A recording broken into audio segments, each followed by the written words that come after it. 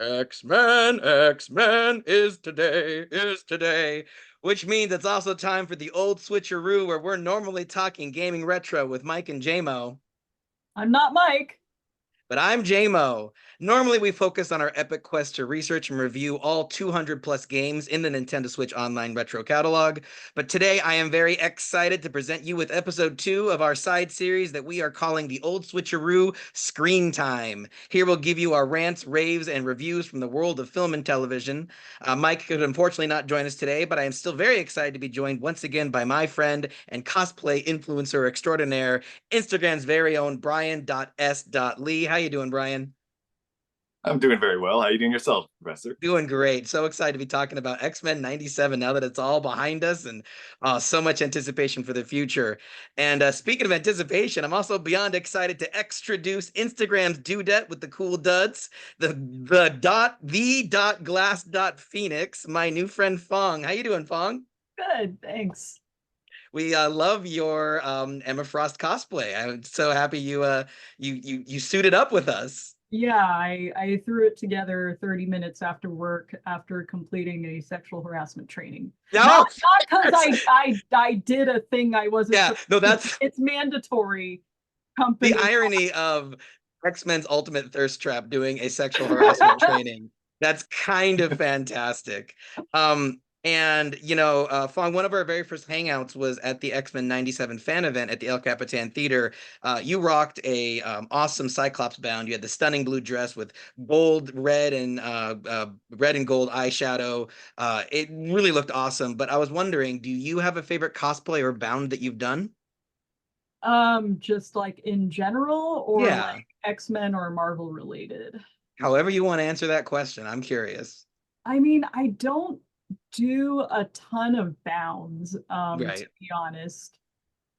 So I think that was like one of like two, and then of course I've done a couple Disney bounds. Yeah, you got it.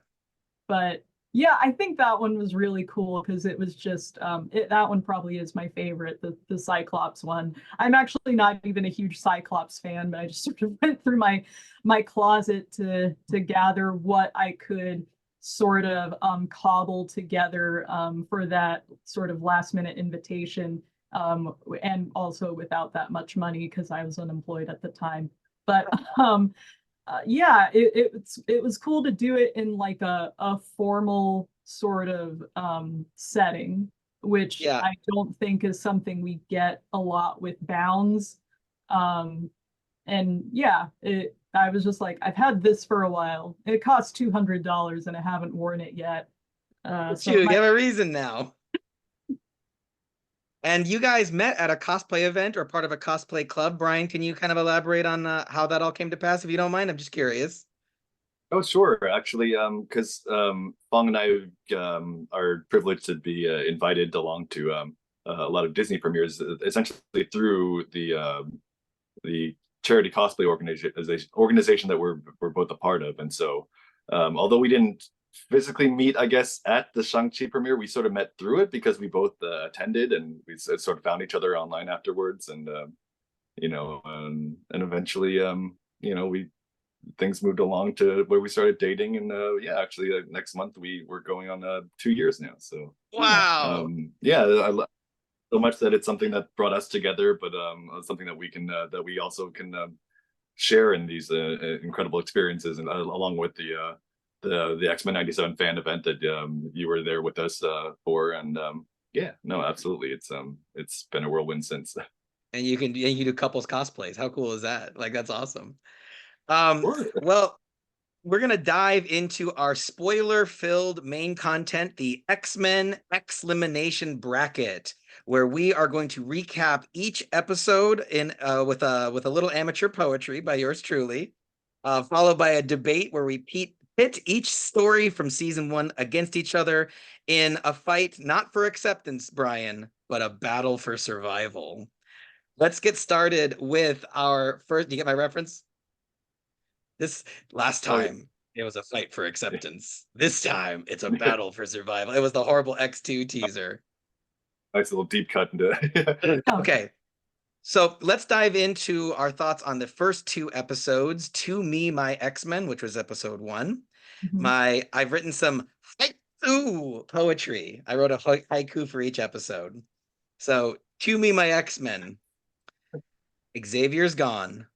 Sentinels rise from the grave. Charge dem claws, Gambit. Eh? Not bad. Yeah, nice. I like that you And mentioned then, the Gambit. That's a very key moment from that one. yeah, for my images here, I grabbed what I thought was the defining shot. I think one of the coolest things Yeah, about X-Men that 97 is was like so cool. every frame of painting. So, but these are the ones that stuck in my head. Is like, okay, that's the money shot for episode one. Gambit riding on Wolverine's claws, on his back and charging his claws with kinetic energy as he charges a Sentinel. How cool can you get? We are pitting that against episode two, Mutant Liberation Begins. Headmaster Magnus, political prisoner, sacrificial storm.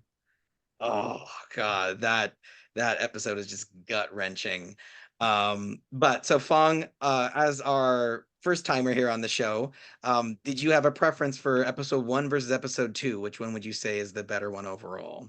I mean, I think I'm gonna be a little biased because it was just because we were in a theater and Yeah. then just hearing that theme song just come over the loudspeaker for the first time for the first episode and hearing everyone sort of reclaim their roles again as well. Like the first episode was really amazing for that reason. Wow. Um also Gambits, that was really cool. Was Uh that in episode one? Did they start that hard? I think did they? I thought that was episode Whichever two. was that episode. Okay, well, That might sway you to episode two. my Okay, yeah. so let's go to So Brian's thoughts. whichever one whichever one had the debut of Gambit's Gutters is If that is the defining factor, I think you should look that up while we're discussing it because okay. I'm pretty sure it's two, but I love your love for one. Brian, did you have a preference of the first two? No, I mean I think it may be two, but at the very least, I suppose it'll give another reason for why I might swing towards two because it's like Yeah.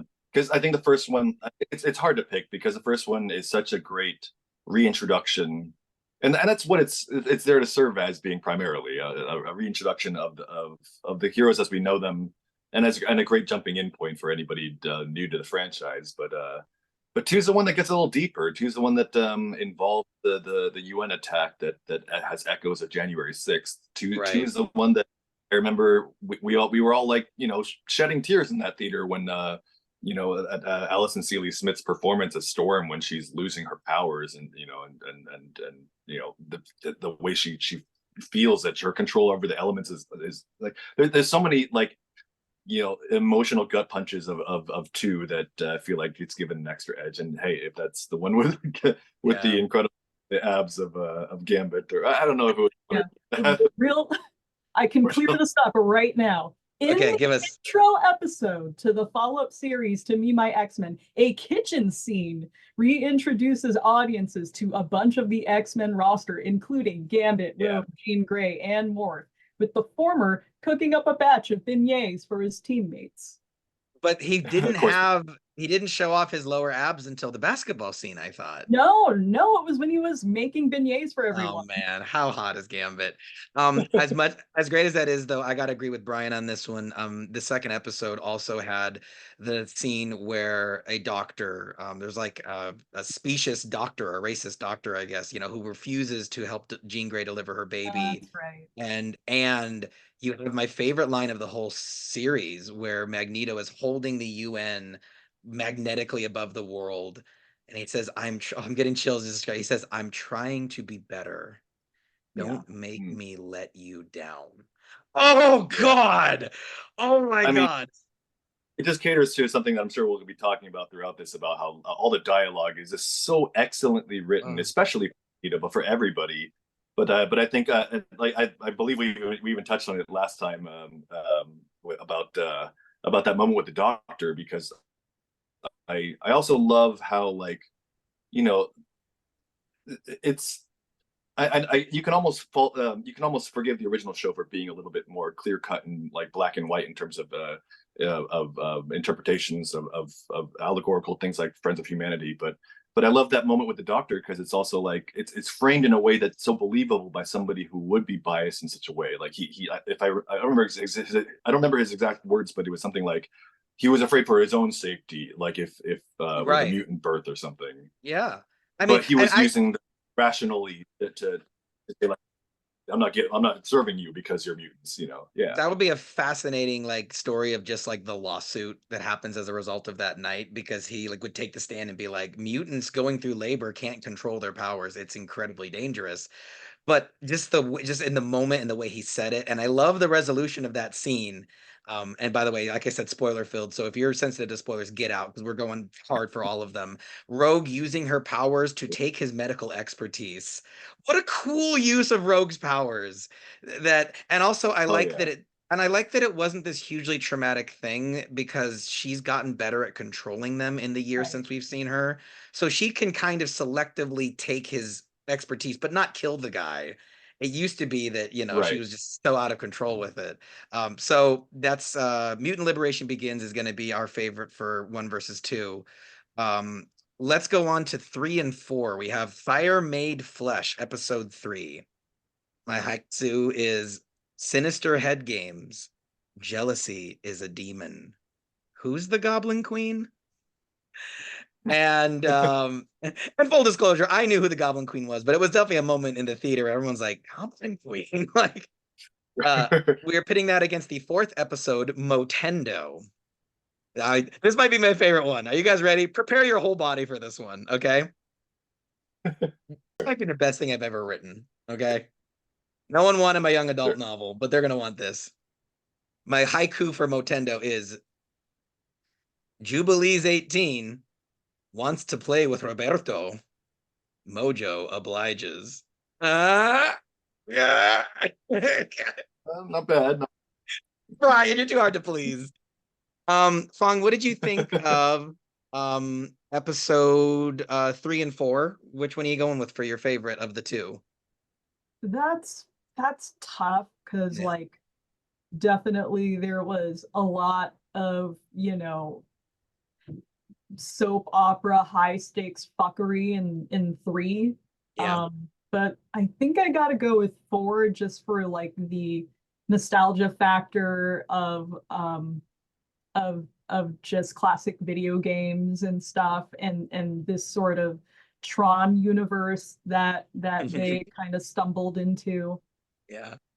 It's pretty sick. It's pretty sick. I love the way that they have the animation as like the 2D sprites made of pixels. And Yeah. and even like I just was noticing when I was rewatching it today, like there's even like the borders of the screen are references to like Marvel versus Capcom and stuff. And like it's the artistry of the show applied to a video game, and they need to make a sequel to the X-Men arcade game.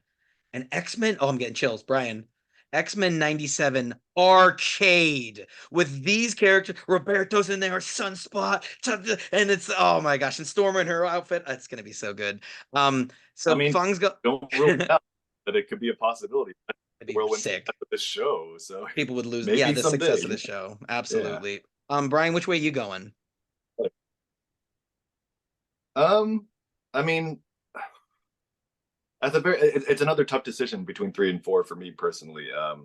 At the very least, I do got to give a shout out to the 3rd episode, and especially how much it delves into and centers on the Madeline Pryor storyline and the whole notion of Sinister cloning Jean and the identity crisis that she goes through, realizing that like who's the mother of Nathan and all that. I just feel like it was adapted so well, and I just love particularly Jennifer Hale's performance as both Jeans in that. I know I know we've talked before about how much better use I feel like they're making out of Jean in this series, and particularly in that 3rd episode. But I'm with you guys. I got to give it to the 4th one, not just because it has such a heartfelt storyline between Jubilee and Sunspot, but that it the artistry on display and the creativity, especially with that Mojo episode, like elevating kind of what they did before with Mojo with this television kind of universe, but but doing that with a retro gaming style that you're absolutely right. They need to absolutely fucking come out with this game, and it would be huge. So Yeah. and yeah, like I said, never say like the best reviewed Marvel thing ever, like literally. So and it's a whirlwind success. We've only just started with season one, so the fingers Yeah. crossed that they jump on the appetite for just X-Men '97 stuff, but also retro stuff that's in that universe, and the gaming is just a no-brainer. Like they should Yeah. totally fucking an X-Men Also, Well, so, 97. speaking of Marvel video games, if you haven't yet, play Ultimate Alliance 2. That is a really great game. It focuses on I believe it's 2. It focuses on Civil War, and at the end, you get to go to Wakanda. Now, I highly nice. recommend being Gambit because you can switch between characters when you go to Wakanda, because it is hilarious to just start murdering mercenaries with kinetically charged coconuts. I laughed so hard. That's you can actually do throwable. Oh, that's right. Because Brian and I, have you not played Ultimate Alliance 3 yet? Because Oh Brian no, and I I played like through that Ultimate. game. Oh, you're asking for yeah. Ultimate. I mean, I love them both. I feel like I played 2 and 3, but I know Jeremy, you and I, we've played a lot of 3 on the Switch, and it's Yeah. I mean, they're all the Ultimate Alliance games are such a good time, and I feel Yeah. like blend all the different aspects of the Marvel universe really really well. So Yeah, we're yeah. saving the Fantastic Four DLC till that movie comes out. So Fong, maybe we can play through the whole game again together, each other. That'd be really fun. I'm really glad you guys chose Motendo because it means that I get to do a vote for Fire Made Flesh without feeling guilty. I think Motendo is the episode we'll be talking about for years because of the art style and the gaming references. But Fire Made Flesh, even though I didn't totally vibe with the whole demonic invasion plotline and the sort of surrealist threat, it had, I thought, the best, most soap opera conflict, which is for Scott. He loves Jean. Jean's his original love. He had a child with the clone. So who do you choose, your original love or the mother of your child? How could you possibly choose? And I just I've thought about that dilemma. And if you give your characters a dilemma that does not have an easy answer, that is good writing. So I would vote for Fire Made Flesh, but Motendo beats it out in the bracket, which means we will move on to episode 5 versus 6. Episode 5 is called Remember It. I think probably the most infamous episode of this series so far. So my haiku for Remember It. Magneto and Rogue crush it on the dance floor, but Remy breaks our hearts. See what I did there? Hearts, playing Oh, cards, yeah. And this is going up against hey. the Storm and Forge plotline, which is called Lifedeath, a royal wedding, telepathic detention, Aurora reborn. So that was also the Nice. episode that had Xavier up in the Shi'ar Empire. It's the first time we see what happened to him since he left at the end of the previous season, what, 20 plus years ago. Brian, let's Right. start with you on this one. What's your preference going to be? Remember It or Life Death? Oh, geez. I mean, if anything, it's a testament to the quality of every storyline in this season, that I feel like every one of these is going to be a difficult decision, There's and no this one in duds. particular. I mean, I hadn't given this part. Yeah, I mean, I haven't given this particular pairing forethought until now, but oh my god, I mean, ultimately, just like the last one, I feel like I have to give a shout out still to the one that I probably won't pick in this choice. Is that the oh my god, there's even so many tearjerker moments in the Aurora storyline with Forge, with her regaining her mojo, so to speak, and everything, and just the But moment not that that kind of ultimately mojo. yeah, and her just regaining her powers. There's so much emotional strength. I mean, they're the strongest tearjerker moments I feel like personally. Well, I shouldn't even say that because yeah, I mean, I got to give the vote to episode 5, and just like that gut punch of that episode, and I remember us all watching it together and just the sobbing mess we all were by the end of it. It was such Yeah, I don't mean to just give it credit for being such an emotional gut punch, but it just did it so well, Yeah. and was such a send off for a character that we love so much. Multiple characters that we love so Right. much. Spoiler alert: the Magneto comes back. We, well, we thought the same for Magneto too, and it was just so beautifully told, so emotionally gut punchingly powerful. I have to give my vote to that one. Okay. Phuong, agree or disagree? So I'm gonna have to go with Remember It, just because I really loved like, you know, how much it examines the issues of segregation and things of that nature. Like here's a whole country of just, you know, mutants, because that's the Notion. only place they feel safe. And then of course, you know, the iconic death scene there. There were a lot of emotions happening. And I just feel like that one really held, instead of sort of focusing on one individual person, focused on like this whole abstract issue that I thought was really cool and that everyone can identify with, and especially if you're like a person of color or, you know, a marginalized um minority of some kind. Yeah. It definitely has that weight to it. I think Gambit's death in particular is so visually iconic, and it's sort of Christ-like with the spear in his side, like the spear of Longinus, and him charging Master Mold with Yeah, kinetic energy through the spear. I mean, he doesn't, I don't even think he touches it. I think he just like through the strength of those freaking washboard abs just charges him up and detonates the most powerful sentinel, you know, alive at to that point. Because I just don't want it to get votes, I will give a vote to Life Death. Um, I particularly like how they split it up into two parts, because in episode 4, you get the first half of the story. Forge is trying to fix Aurora's um uh, power neutered nature. He's trying to use science, and it doesn't work. And I remember Bryan and I, and I think Fung, you were talking with us as well at this point, where it's like, is Forge to be trusted? Is he really trying to fix it? What's with this guy? And then in that episode where Storm regains her powers, it's not from science and it's not from some other guy. It's her being crushed with her claustrophobia, which always was the scariest thing in the original series. Every time Storm would be claustrophobic, and then she reaches out to Mother Nature and it returns to her, and she flies up and she summons so much elemental force it can be seen from space. But then we cut from this huge pillar of clouds to her soaring alongside, I'm getting goosebumps, alongside horses. It's just my favorite Storm moment, probably, and it's yeah, beautiful. And it also is the only plot line that had a character I was completely unfamiliar with. Do you guys remember the name of the Raven demon? It was like the Instigator or something. yeah. That Oh my, guy was yeah, he was freaky. I liked him as a yeah. villain. Also, for The some reason, Mother Nature just went, "Oh, but by the way, while I'm doing this, just have more hair." There you yeah. go. The opposite effect nature is happened to me, Bryan.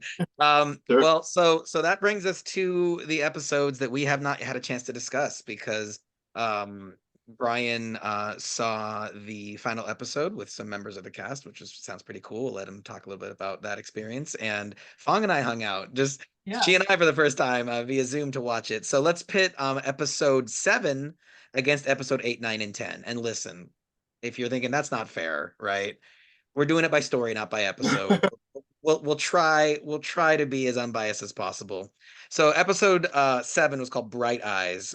Here's my haiku. Watch as Rogue breaks bad, but declines to break Trask's fall. Rise of the Bastion. So that's the episode where Rogue kills Trask, the creator of the Sentinels, and that accidentally activates, the Prime Sentinels, which are these versions of Sentinels that take over human hosts. And anyone can become radicalized by fake news and by technology. And in any moment, someone could just. There's this chilling line where he talks about, like, oh, a mutant could be just hanging at a dive bar and someone flirts, and that's the thing that triggers the violence, and now it kills the mutant. And it's just like, oh, it's so allegorical, but like so well written. So that's episode 7. And then finally, my last haiku of the night: tolerance is extinction. Worldwide EMP. Adamantium goes. Bo dicks the landing. Bo DeMeo, listen, I know you're not listening, but maybe one day you will. Marvel shows don't stick the landing. Okay? You didn't just stick the landing, you ground pounded the landing and went straight through the planet Earth, straight to the core. Uh I as much as I love, if I can go first, I love Rogue snapping. I love losing Gambit, and in her mind losing Magneto, even because he had that wonderful love triangle. There's like 5 love triangles in this show. It's great. But I X-Men, there's got love to be drama. exactly, exactly. But I always love when a show lets its heroes do something wrong. And there's that great moment of like Morph is like, is this who we are now? And Wolverine's like, she just did what we all wanted to do. And it's just like, oh, just little character building moments like that make me really love Bright Eyes. But, Tolerance is Extinction for sticking the landing. I gotta give it to the 3-part finale. Um, there were so many powerful moments. And for those who aren't comic buffs, this was a total Onslaught tease. So Magneto ripping Wolverine's adamantium out happens in the comics, and it's almost a frame for frame recreation. And then Xavier, to stop Magneto from just going overboard, mind wipes Magneto, but then their 2 brains combine, and Sentinels get in there somewhere. I forget how Sentinels get in there, but Sentinels are part of it too. It's like I think their minds go inside a robot, and that becomes Onslaught. I think actually I think I figured it out. And Bastion, as the big bad of this series, in the final episodes, he starts to look like Onslaught. He gets the pointed wings, he gets like the claws. And it's like, okay, here we go. Xavier and Magneto are going to fuse and take over Bastion, but it's going to be even bigger threat. And the fact that they teased us and didn't do it, and Eric and Charles's friendship wins out in the end. So good. So good. Oh yeah. Yeah. Phuong, can we have you go next? Which is your preference? Yeah, I think I will also have to go with Bright Eyes just because of again seeing Rogue lose like the 2 people that matter the most in her life, and seeing her go through these very human emotions and actions, because just because you're a hero doesn't necessarily mean you'll always be heroic. And I think that's very humanizing. And that's just a really great aspect of the X-Men and the Marvel comics in general, is like just this sort of reminder that these mutants or superheroes, they're still at the end of the day literally all people, and they're not always going to do the best thing for every situation. Yeah. So Brian, first deciding vote then. Phuong went Bright Eyes. And by the way, is Bright Eyes, wasn't that a pet name that Rogue had for Gambit or Gambit had for Rogue? I feel like that was from, Oh, it has to be a Oh, reference. I think you might be right. Yeah. I mean, it made me think of Planet of the Apes because it's the name of Caesar's mother, but yeah, I think you're right. That is, I think that is meant to be a callback. Well, And Phuong, and go ahead. oh well, no, I similarly have to feel like because these are all very difficult choices, but well, and this one doesn't feel maybe as difficult, but I got to give a shout out to Bright Eyes as well, if at least because I think at the core of X-Men, part of what makes it it's such an endearing Marvel franchise, or even just an endearing superhero franchise in general, is the way that it plays so much with like I think Magneto particularly, and the characters who are most affected by him, exemplified so much of that notion of a villain that you can understand, you can agree with, or at the very least know that what he's been through, and so justifies, or at the very least you can understand so much of these characters' motivations, even if you don't always condone them. And I think that is so exemplified, particularly by Bright Eyes, and the choices that Rogue makes. I feel like ultimately, which is earned by even things like going back to the moment with the Doctor from like the second episode, like all these things that make you understand why Rogue would choose Rogue and Sunspot to go with Mexico in that moment. But I still got to give. I'm with you, Jeremy, in that like I got to give the extra edge to that 3-part finale, if at the very least because of how well it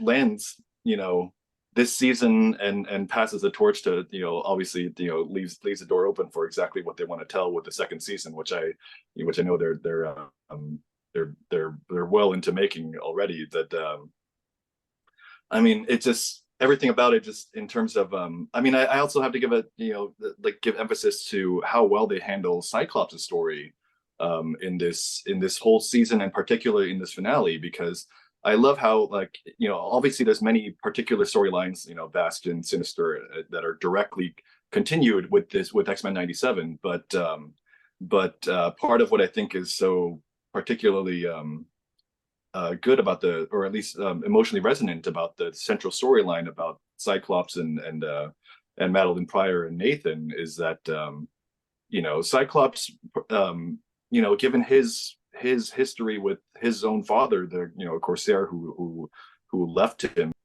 Well, at the very least, yeah, no, I have to get that extra edge to the finale because of how well it just sticks that landing in terms of not just wrapping up so many of the storylines that they're directly carrying over, such as with Bastion and Sinister and everything, but also like harkening back to certain things like Cyclops's fear of not being a present father for his son. Even though it's not a reference, I know there's still the emotional weight of the his father and being absent in his life, and how much he didn't want to be that for Nathan, and how he ultimately had no choice but to be that for to let his son go and not be there for him because of the virus and everything. And so yeah, I mean, it certainly maybe well up those finale moments where especially where Scott and or Madeline are speaking to their boy in that. It's just thinking about, yeah, I have to give the edge to the finale just because of how well it wrapped things up. The parenthood themes were particularly well written and smart in the finale, because I love the scene where Jean and Scott are saying goodbye. And it's the one thing that Cyclops can do. He's like, I'm going to do the one thing my dad didn't. I'm going to say goodbye. Oh my God. Phuong can tell you, I was choking up real hard on the Zoom. And then you have Bastion, whose mother feared him and who Charles wanted to take him in, but he was, I mean, I'd be curious if there was some truth to that even Xavier was afraid about this kid because he just was too powerful. But there's a line where they're saying that mutants, we are the children of humans. And Bastion, who, let's remind ourselves, he's a mutant. He's a mutant who has augmented himself with so much cyborg technology. He's basically not flesh anymore, but he's still a mutant inside. And when someone, I think Xavier says, like, we're humanity's children, he says, humanity would rather die than have kids like us. Oh my gosh. Like, I love every moment that this show just goes that hard on the allegory, because I'm going to get political for a second. I attended a school board meeting to speak out against the a forced out policy that my district was considering. And it opened my eyes to the fact that, like, a parent's love is not a given thing. And so to have characters who, on both ends of the spectrum, a parent who wanted to give their love but couldn't, and a kid who needed the parent's love but didn't get it, it's just like, this show's about trauma in every sense of the word. I did want to speak to two things I thought was kind of cool about the finale. So Phuong and I were talking about the post-credit scene with Apocalypse arriving, presumably from the future, getting Gambit's card. And Phuong, I told you, I said, I think there's a plot line where Gambit becomes villainous. And it's Right. the Age of Apocalypse comics. That's where Gambit serves Apocalypse for a moment. And so I'm like, okay, Right. they're gonna go Age of Apocalypse with season 2, and that's gonna be sick, because I don't know if you guys have read that comic. It's great. But then also Wolverine getting his adamantium torn out, that turns him feral.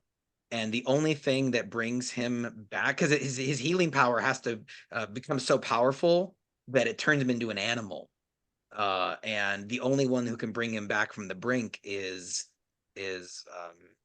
it's either Jean or I think in this new series they're going to make it Madeline. If I may interject, I'm glad that it looks like they're saving that storyline for the next season, because I expected to start touching on that with the final episode, given that they ended the second part, the penultimate episode, with that moment, with that iconic moment, which is such a turning point, not just for Logan, but for the X-Men in general in the comics, that I'm glad they're sort of waiting until, the final episode doesn't even really touch on Logan.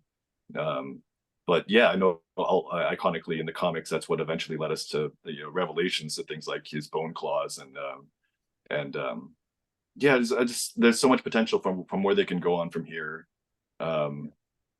I like you mentioned before, I love how much they tease the notion of onslaught.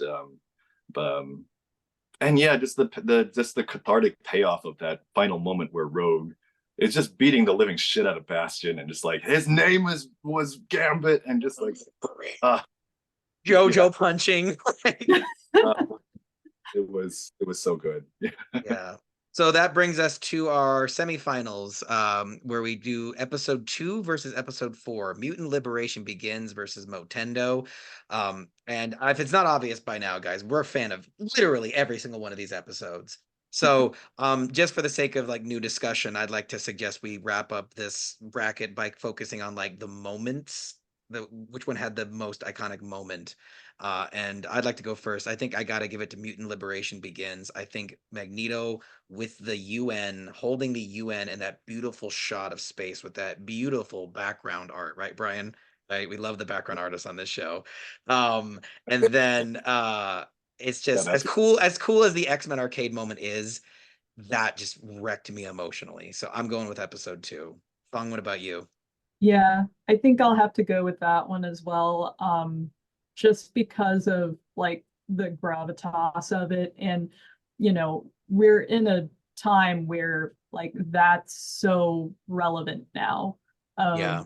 of, of equity and things like that being major parts of our lives. And as cool as Motendo is, I feel like it's more eye candy than anything else. Yeah. If you're gonna compare the two. And we do. That's what we're here to do. So Bryan, your vote doesn't matter, but do you agree or disagree? No, I would more or less be mirroring exactly what you guys are saying. Much love to Motendo, but I know all three of us were together at the red carpet premiere, like seeing that, like, because we saw the first 3 episodes together, and as much as as that firestorm of that first episode just left us on such a high, I know we all were in that theater watching the culmination of Mutant Liberation Begins, and just realizing, wow, how next level this series is, how needed this show is, how much it exemplifies what's this so perfect and relevant and about the X-Men. And my God, yeah. Anyways, I'm preaching the choir at this point, but yes, guys, that second episode just encapsulates that so well with that of a climax. So yeah. And I think every season of a show, or at least a show like this, it should have like a fun episode. Motendo's the fun episode, Oh yeah. But episode 2 is so episode 1, you watch it and you go, wow, this is a really good X-Men story. Episode 2, you're like, this is gonna be the best X-Men thing. Like, it's wild. I don't know if you guys agree with that. I know, like, Bryan, you're still a big X2 fan, but this is hands down, as one piece of work, X-Men 97 is the best X-Men story that's ever been told, as far as I'm concerned. Oh no, I agree at this point. Yeah, no, I'm there with you. I mean, there's certain things I've set the bar high, but X-Men 97, there's a reason. I think there's like one negative review on Rotten Tomatoes, and if you read through it, it's really just like and chasers. They have to pick one way or the other. So yeah. Now, guys, I don't know how this last one's gonna go. Remember It versus Tolerance's Extinction. I think Remember It will be known as that episode. Remember It is the episode where it's like anything goes. We're gonna break your heart. We'll kill anybody if it makes a better story. And I was a Gambit boy. He was my favorite. I always played him in the Sega Genesis game, even though he was not nearly as good as some of the other characters. He was slower. He did more damage, but I was just like, Gambit was my guy. I had one of those like 7-inch Gambit action figures. I used to imitate his voice in the mirror. And Listen, if you would, I yeah. love Gambit, but let's be real, he does not sound Cajun. Hey, I'm hey, sure Jeremy brought him. all types of Cajuns. Tolerance's Extinction was fantastic, but for what Remember It accomplished in a single episode, I think I'm going to go with the Genosha Massacre. I'm going to say that's the moment that I think was the best, and that include Gambit's death. For the power of the Genosha Massacre moment, I'm going with Remember It. Let's go to Bryan. Bryan, what do you think? Yeah, you're right. It's maybe one of the hardest decisions of this whole bracket, just comparing the what's essentially the mid-season finale with the finale itself. But I'm kind of there with you. I do have to give. I mean, I shout out to that incredible 3-part finale, of course. But which also, by the way, like just I mean, I know we've talked about some of it, but the action of that finale, and also the visual action of all the infected people, like that pursuit that in the air through the after the why am I forgetting the name of their jet? The Blackbird. I think the moment that doesn't get enough credit is Beast piloting the Sentinel again, because in the first episode it's kind of funny and it's hokey, and you're like, does he just jumps in a Sentinel, just controls it, and then in this final episode it's like, oh, Forge and Beast are working on a way to get up to the asteroid, and you see them like welding something, and I'm like, you're gonna build a spaceship? Like, I know Forge is real smart and Beast is real smart, but you're not gonna build a spaceship in the next half hour. Duh, he modifies the Sentinel to become space worthy, and I'm like, so I love when shows find clever ways to get everyone in the same spot for the big fight scene. And I was just like, right. okay, kudos to you for that moment going from silly to pretty clever. So I mean, Bryan is also if pro anything, Remember It. well, at least that particular moment with the Beast and the Sentinel, and also, I think in the first episode with that when he jumps into the heart of the Sentinel and starts operating it, like it reminded me of a similar moment with Mace Windu and the droids in Genndy Tartakovsky's 2D Clone Wars, where he just sort Yeah. of slaps like a droid in the head and just sort of grabs onto the wires and he's like controlling it. It's like, does that really make sense? Fun and awesome to watch. So I don't Grab mind. wires with the Force, you could control a robot. Oh yeah, and I do love that moment where, at least, especially that culminates in that finale with with them inside of the space sentinel. But yeah, I mean, I'm digressing. I'm with you, and I have to give the edge to Remember It, because for a single episode and everything that it accomplishes, in such a beautifully told gut punch of an episode, and I know. I feel a little weird because I know, like, Empire Strikes Back is like my favorite Star Wars movie, and Infinity War is my favorite Marvel movie. It's the one where all the heroes just lose all the time. But I'm not that much of a a What an sadist emo kid. where the heroes lose. But at the very least, like I have to mention that, like, how much of a expected and beautifully crafted story Remember It was, where the heroes just utterly lose, and how much they don't cheapen the use of that, like especially comic book shows or comic book anything is so rightfully criticized, I think, for cheapening like character deaths. And even to some degree you can argue that Magneto's back, and then and we can even anticipate with that teaser at the end that maybe Gambit will be back, as and Horseman. Salvador's. Yeah, but I mean, but still, it's just like they told a story that was so tragic, and they made it felt well earned, and just, yeah, Remember It is going to be the episode people are going to be talking about. And I mean, if I may like that, throw in there, like at the finale viewing party, I was talking a little bit with the great Lenore Zan, who the OG Rogue, who still plays Rogue in X-Men '97, and I was talking with her a bit about how, like, I was, I think we all loved a little bit of the extra maturity of this series, and that my sister is introducing my nephews to the OG show, and they're going through the OG show right now. But they're also like 7 and 10. They're quite young, and I think a lot of us were a little bit surprised by, like, how mature and even like violent, and they like step up the maturity level of X-Men 97, you know, in noticeable ways. And I was telling Lenore that like I'm not so sure if the boys will be old enough for this, but she was saying like, oh, I personally know like 5-year-olds who've seen this and are rewatching particularly the 5th episode, and I'm like, really? It's like, but yeah, I mean, like, because it's such a special episode, and it also, or at least she was throwing in the argument that now obviously every kid will differ and every parent should choose what, you know, whether appropriate for their kids, but she like everything, she was making the argument that everything is so well presented that kids will understand even in episodes as heavy as that one, what's going on, and you know, there's so many great lessons that X-Men still tells, you know, young people these days, and it's That's so awesome. so anyways, I'm rambling, but yeah, no, I gotta that's give it fascinating. that 5th episode is just, oh my god, we're gonna be talking about it. Yeah.